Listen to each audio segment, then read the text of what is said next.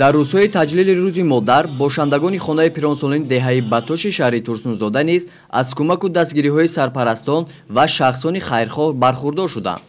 барои бошандагон маъмурияти муассисат дастурхони идона ороста барномаи консертӣ бо иштироки ҳунармандони хонаи фарҳанги шаҳри Турсунзода манзур гардид. аз чеҳраҳои болидаи истиқоматкунандагони ин даргоҳ пай бурдан мумкин буд ки ҳар нафар аз иқдоми сохторҳои масъулиятшинос ва шахсони саховатпеша хушҳолу қаноатманд мебошанд.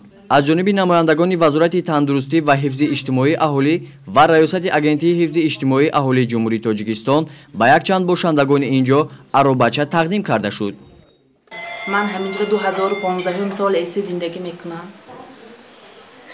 шароитош ҳамаш нақс, ягон камбудӣ надорем.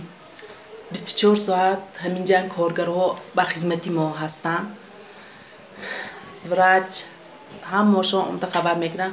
алоҳида миннатдори худамро ба раиси ҳаминҷа мерасонам ки ино ҳар рӯз ҳар вақт омда хабар мегиранд.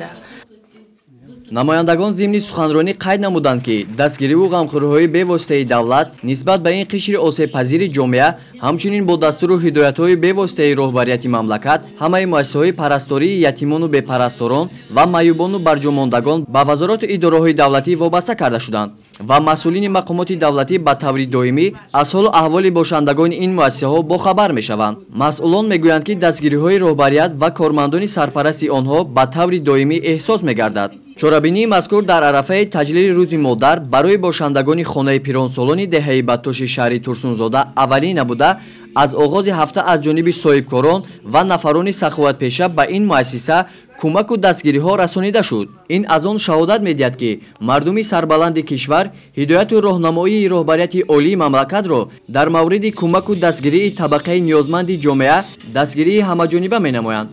гузориши соҳибнур Абдурасулов, Хуршед Алимов аз шаҳри Турсунзода барои барномаи иттилоъоти Навид.